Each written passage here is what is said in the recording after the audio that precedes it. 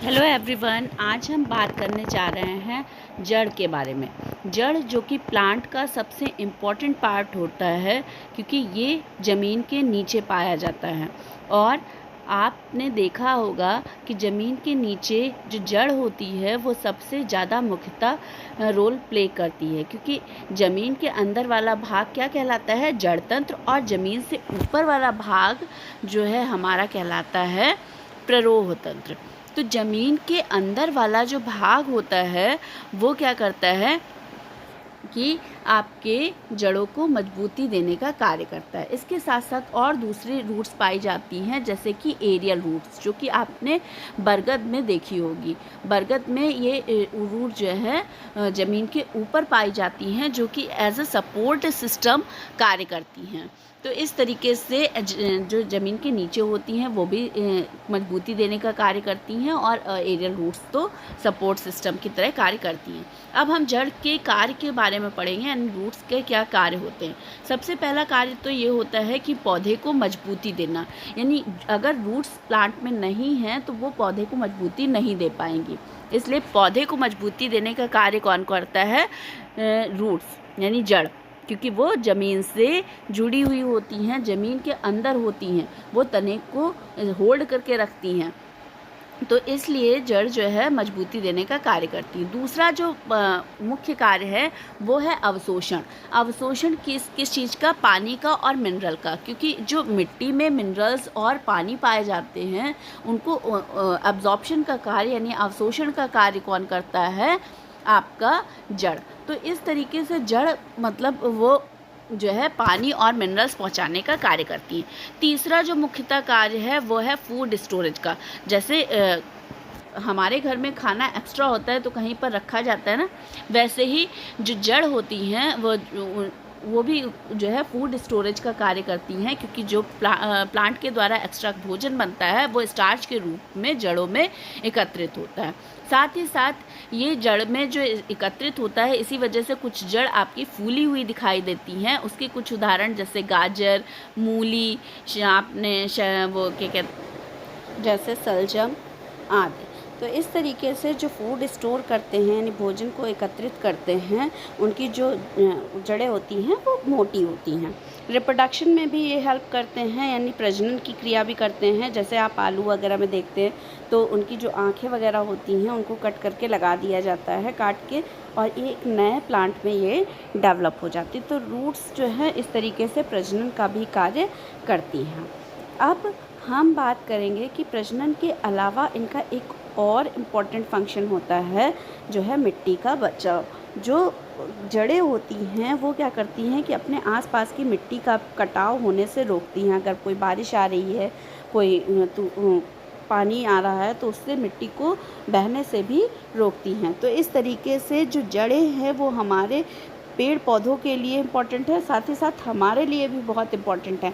जैसे पौधों को मजबूत रखना, पानी का अवशोषण करना, फूड को स्टोर करना, प्रजनन करना, और साथ ही साथ आपका मिट्टी के कटाव से बचाना। तो अब हम बात करेंगे कि रूट्स कितने प्रकार की यानी जड़ कितने प्रकार की होती हैं। जो जड़ हैं वो दो प्रकार की होती हैं, एक तो मूसला जड़, दूसरा अपस्थानिक जड़। मूसला जड़ को टैप रूट कहते हैं और अपस्थानिक जड़ को हम लोग एडवेंटिशियस रूट कहते हैं। तो जो अगर हम बात करें मूसला जड़ की यानी टैप रूट की, तो जितने भी आपके द्विबीजपत्री पौधे होते हैं, यानी उसमें जो रेडिकल यानी जो पहला एक अंकुरण निकलता है उसे हम लोग रेडिकल बोलते हैं, और हिंदी में मूलांकुर बोलते हैं। तो ये जो निकलता है इससे ही जो है टैप रूट जो है बनती है, यानी जो मूसला जड़ है वो इसी से बनती है। जो मूसला जड़ इससे तैयार होती है, जो पहली जड़ बनती है वो काफ़ी मोटी होती है और बहुत गहराई तक अंदर जाती है। तो इस तरीके से जो मूसला जड़ है वो एक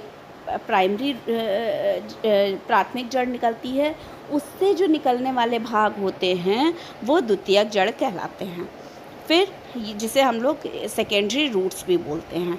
अब इन द्वितीयक जड़ से निकलने वाली जो जड़ें होती हैं उनको हम लोग तृतीयक जड़ यानी टर्शरी रूट्स भी कहते हैं। तो इस तरीके से जो मूसला जड़ है वो किसी भी पौधे या ट्री को जो है मजबूती प्रदान करने का कार्य करता है, क्योंकि ये बहुत ही गहराई तक जाते हैं और बहुत दूर तक फैले होते हैं। तो ये जो है पूरे प्लांट को या ट्री को मजबूती देने का कार्य करते हैं। मूसला जड़ ज़्यादातर द्विबीजपत्री पौधे जैसे मटर, गाजर, सरसों, नीम, आम, ऐसे बहुत सारे पौधे और ट्रीज़ हैं, पेड़ है जहाँ पर मूसला जड़ पाई जाती है। इसके अलावा अब हम बात करेंगे कि दूसरी जड़ जो होती है वो है आपकी एडवेंटिशियस रूट। एडवेंटिशियस रूट जो है वो भी आपकी कैसी होती है, एक बीज पत्री में पाई जाती है। यानी एडवेंटिशियस रूट जो है वो उसे हम लोग फाइब्रस रूट भी कहते हैं, रेशेदार जड़ भी कहते हैं। तो इस तरीके से जो एडवेंटिशियस रूट है उसे अपस्थानिक जड़ या रेशेदार जड़ कहते हैं, और अंग्रेजी में इसे एडवेंटिशियस रूट या फाइब्रस रूट बोलते हैं। तो जब हम लोग इनकी जड़ों के बारे में जानते हैं तो ये पता चलता है कि जैसे टैप रूट में यानी मूसला जड़ में जो ग्रोथ है जड़ की वो रेडिकल से होती है, इसमें ऐसा नहीं होता। ये प्लांट के जो ज़मीन का निचला हिस्सा होता है उसी में से इनकी ग्रोथ जड़ों की होती है। ये जो जड़ होती हैं यानी जो अपस्थानिक जड़ होती हैं ये गुच्छे में होती हैं, मतलब एक बहुत पतली और बहुत गुच्छे में होती हैं, और ये ज़मीन के ऊपरी हिस्से में पौधे के सतह से जड़ का निर्माण ही करती हैं।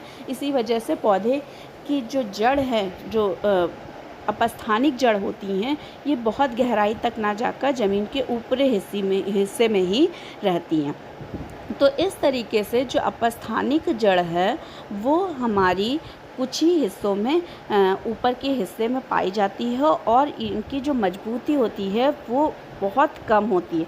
यानी जो ये प्लांट को होल्ड करने का काम करते हैं, रोकने का काम करते हैं, तो ये बहुत ही कमज़ोर जड़ होती हैं। जैसे कि आप घास वगैरह में जब कभी भी देखें तो घास वगैरह को आप तुरंत निकाल लेते हैं ना, तो उसमें जो गुच्छा आपको निकला हुआ जड़ों का दिखता है वो आपका क्या है, एडवेंटिशियस रूट यानी अपस्थानिक जड़। और अपस्थानिक जड़ हमेशा एक बीज पत्री मोनोकॉट यानी धान, गेहूँ, मक्का, ज्वार, बाजरा ऐसे पेड़ पौधों में पाई जाती हैं। तो अपस्थानिक जड़ जो है बहुत मजबूत नहीं होती हैं, ये ज़मीन के ऊपरी हिस्से में ही पाई जाती हैं। जबकि टैप रूट की बात करें तो चाहे मूसला जड़ की बात करें तो वो जो है बहुत दूर तक पाई जाती हैं।